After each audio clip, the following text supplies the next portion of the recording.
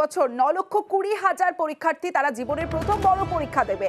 প্রশ্ন ফাঁসে এবার কোডের ফাঁদ। প্রশ্নের ছবি তুললেই ধরিয়ে দেবে কোড। মাধ্যমিকের প্রশ্নের প্রতি পাতায় এবার থাকছে কোড।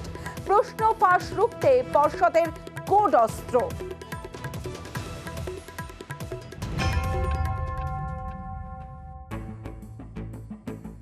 মাধ্যমিকে প্রশ্ন ফাঁস, নানা সময় উঠে এসেছে এই অভিযোগ। এবার তাই নতুন কৌশল নিয়েছে মধ্যশিক্ষা পর্ষদ। তারা জানিয়েছে এবার মাধ্যমিকের প্রশ্নপত্রে বিশেষ কোড থাকবে। প্রত্যেকটা প্রশ্নপত্রের জন্য আলাদা আলাদা কোড। প্রত্যেক পরীক্ষার্থীকে উত্তরপত্রে সেই কোড নম্বর লিখতে হবে। কোনো পড়ুয়া কোড না লিখলে তার দায় পরীক্ষকের।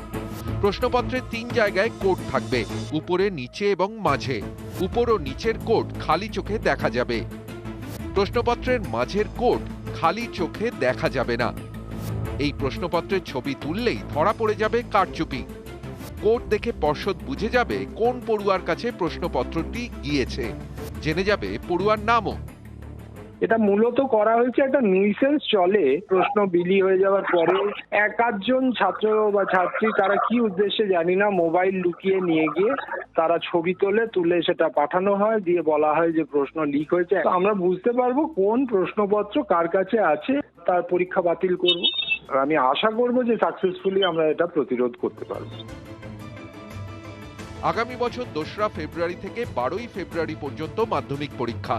পড়ুয়াদের বোর্ডের প্রথম পরীক্ষায় প্রশ্ন ফাঁস রুখতে নয়া কৌশল। মধ্যশিক্ষা পর্ষদের হাতিয়ার এবার কোড। সোমরাজ বন্দ্যোপাধ্যায়, নিউজ 18 বাংলা।